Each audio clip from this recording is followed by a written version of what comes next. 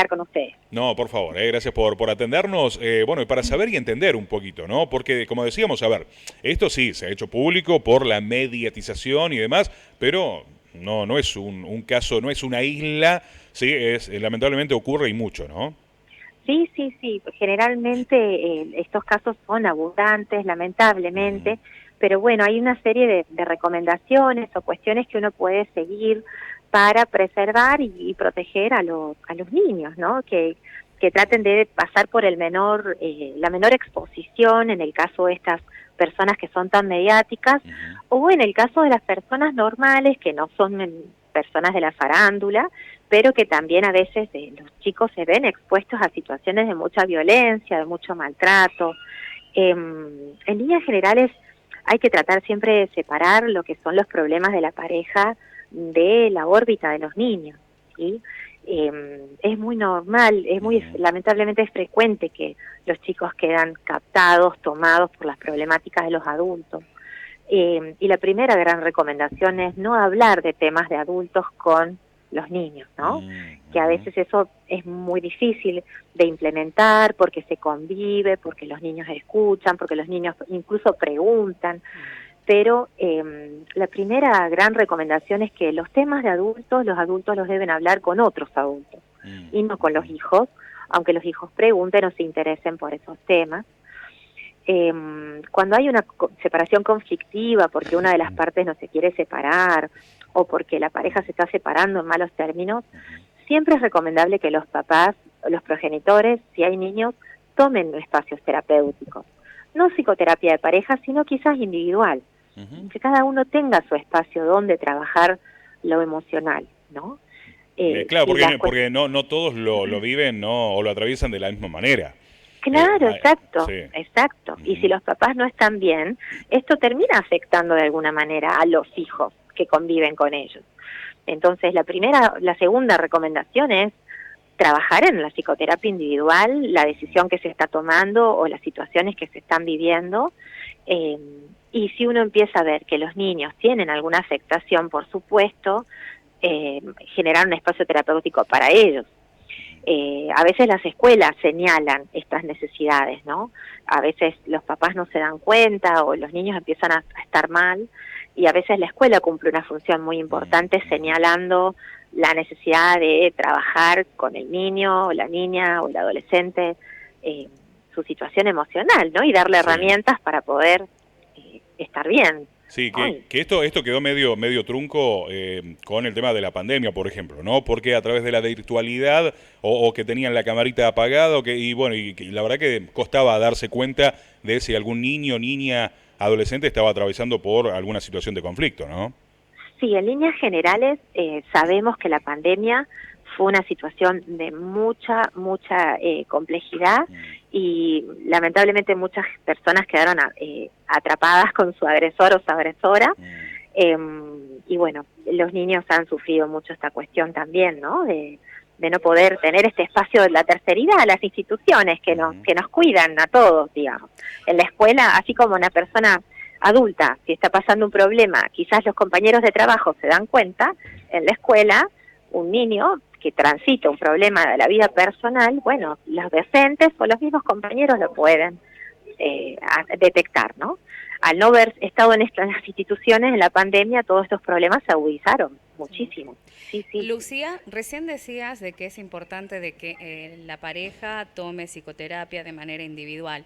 Esto permite gestionar un poco la forma de abordar la separación y también de explicar que los hijos, por ejemplo, no son los responsables, sino que es una decisión adulta y hay que ponerlos en el centro de, digamos, de esta cuestión para que ellos no se sienten culpables, porque por ahí los hijos de padres separados piensan que es por culpa de ellos, pero porque ven que hay mucha violencia o hay un clima bastante tenso. ¿Cómo funcionaría esa psicoterapia individual?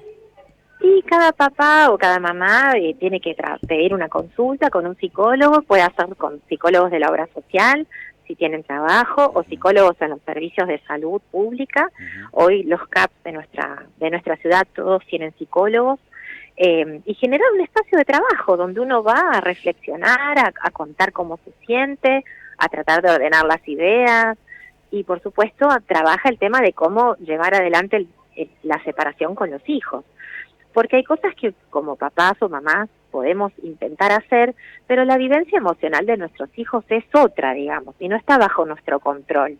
Nosotros como papás o mamás podemos tener muchas buenas intenciones y querer que las cosas sean buenas para los niños, pero los niños tienen una vivencia emocional propia, son otras personitas.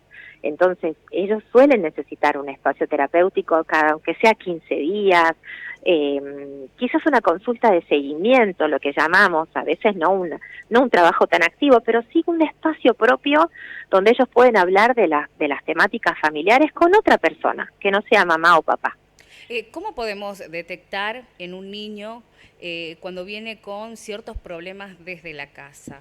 ¿No? ¿Irritabilidad, alguna cuestión en particular, comportamiento? Sí, cambios de conducta, dificultades para dormir o para alimentarse. Muchas veces los niños que atraviesan situaciones conflictivas tienden a enfermarse, ¿sí?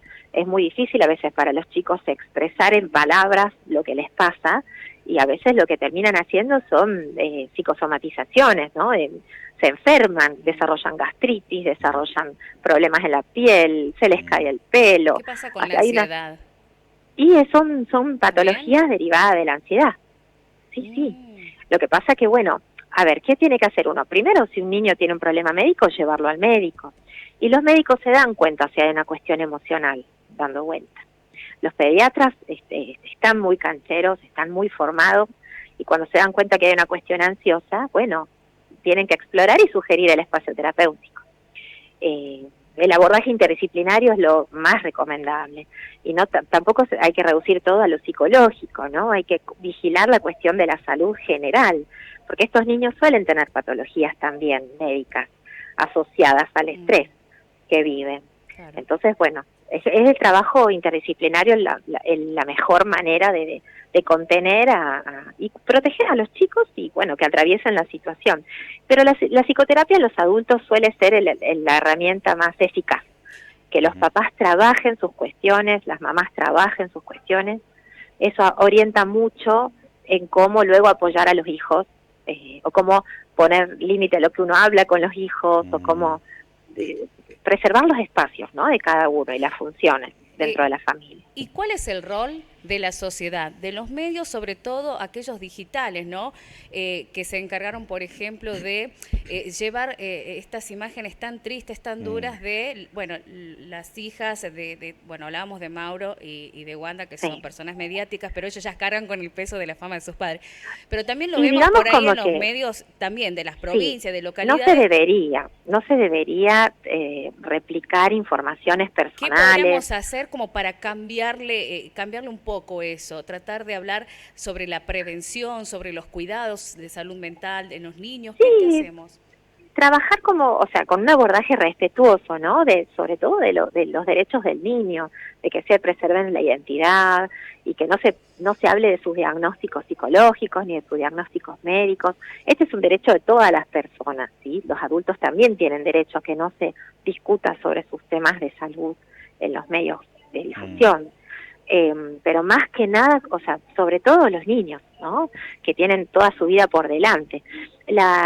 Lamentablemente estas personas son mediáticas y quizás ellas han asumido esa exposición como personas adultas y libres, pero a la hora de pensar en sus hijos quizás no han dimensionado hacia dónde, ¿no?, el rumbo, hacia dónde se dirige la exposición de todo el grupo familiar. Entonces, bueno, hoy quizás tengan que replantearse algunas cosas, ¿no?, de su forma habitual de funcionar como profesionales de los medios, no sé, como por ejemplo este caso de Icardi y Nara, digamos. Claro, bueno, por ejemplo, bueno, obviamente que también se ha dado a conocer, bueno, todo, ¿no? Todo está mediatizado, inclusive se ha dado a conocer el informe psicológico de ambos, que entendemos que debe ser algo privado, ¿no?, o que no debería conocerse. Pero, por ejemplo, hablan de la necesidad de la parentalidad positiva. ¿De qué se trata esto? ¿Qué es esto? Bueno, por un lado habla de trabajar las cuestiones que las personas sí presentan como potenciales a desarrollar, sí, que son positivas como su palabra lo dice, ciertos rasgos que uno ve en los padres competencias parentales, que ve que pueden desarrollarse más y que van a hacerle bien a los hijos. De eso se trata la parentalidad positiva, y además respetuosa, ¿sí? Respetuosa de que quizás el otro papá tenga otro estilo, otras costumbres, otra forma de crianza, ¿no? Entonces, la parentalidad positiva apunta, bueno, a una construcción respetuosa del niño y apoyándose en las fortalezas de esos progenitores, digamos, ¿no? Pero sobre todo respetuosa de los chicos. Hay que escuchar a los niños, básicamente, que a veces eso no ocurre. Los niños enseguida, cuando uno les da la posibilidad de expresión, enseguida señalan lo que están necesitando. Generalmente esto es fácil de lograr. Hay que generar un encuadre y una situación adecuada para que los niños expresen qué necesitan para estar bien, digamos. Claro. A veces, bueno, los papás no lo pueden escuchar o no lo pueden hacer, y eso un profesional de la salud mental sí lo puede lograr y transmitir y dar orientación a los papás de cómo manejar. Claro. Pero siempre sobre los adultos, ¿no? ¿O en qué momento habría que recurrir a asistencia para los niños? Si uno tiene una duda de que los niños no están bien, siempre la consulta preventiva va a ser algo adecuado. Nunca está de más ir a un psicólogo a ver cómo está mi hijo, ¿sí? Quizás mi hijo considera o mi hija considere que no lo necesita, pero si yo lo veo mal, lo llevo por las dudas.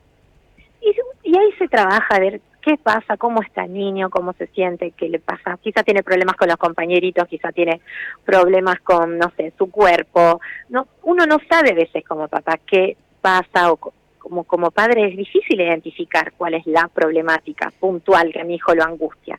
Pero nunca va a estar de más llevarlo a una consulta.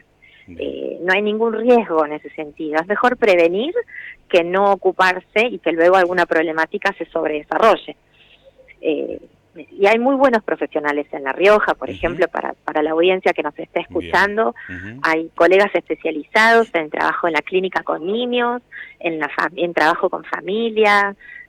Somos muchos los psicólogos, y la verdad que ahora hay mucho más facilidad en el acceso al espacio de trabajar estas cuestiones y hacer un poquito de prevención. Seguro, claro que sí, claro que sí. Licenciada, por el tiempo, muchísimas gracias, un abrazo. No, gracias a usted. Excelente jornada, gracias. Estamos a disposición. Muchas gracias. Hasta luego. Muchísimas gracias. La licenciada Lucía Rau, tesorera del Colegio de Psicólogos de La Rioja, hablando acerca de esta problemática, sí, de las separaciones conflictivas, en este caso, bueno, a partir del caso